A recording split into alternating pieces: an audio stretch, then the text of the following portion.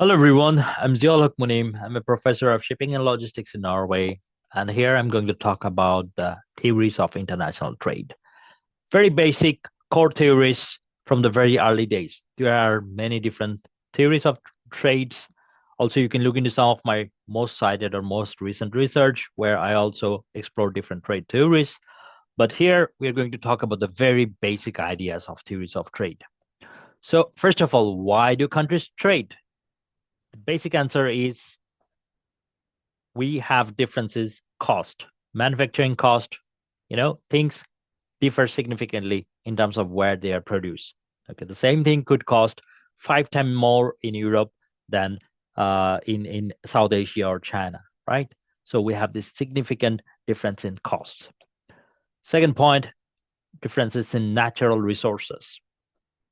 No country has all the natural resources it needs for the quality of life that we would expect, the very good quality of life, the product and service offerings, and so on.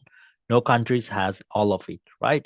So that's why differences, natural resource also influences trade.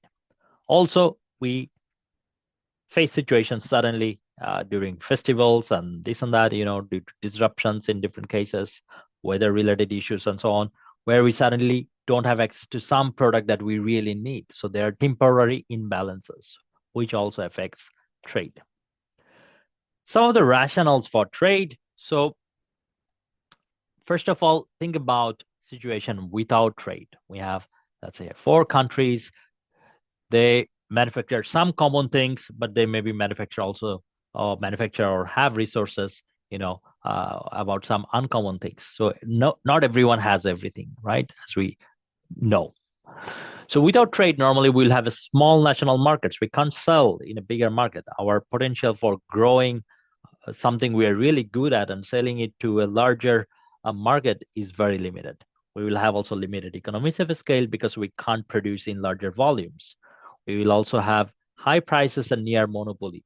We will have limited product diversity and we will have different standard, right?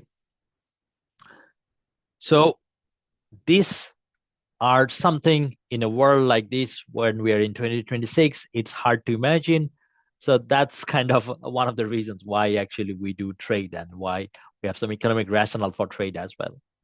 And with trade, normally we will have increased competition. Then people, also countries can specialize on different things. They can produce in larger volumes.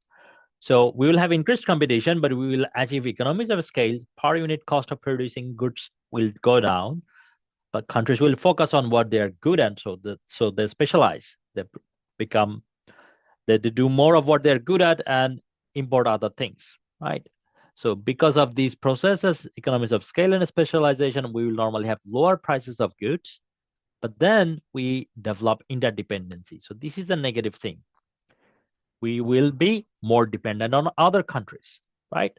So that's one of the problems when we do trade and we have, this economic dependencies. Two theories I will briefly mention. One is the theory of absolute advantage. It's a very old theory.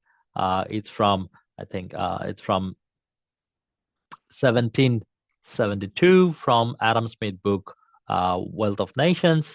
So basically, there the proposed idea is that if countries specialize, they are better off. So if the countries specialize in producing what they're really good at, only they produce that, and then everything else they import from other countries. So they specialize, they produce one thing very well, larger volume, sell it, make the money from there, and use some of the money from there to buy other things from other countries.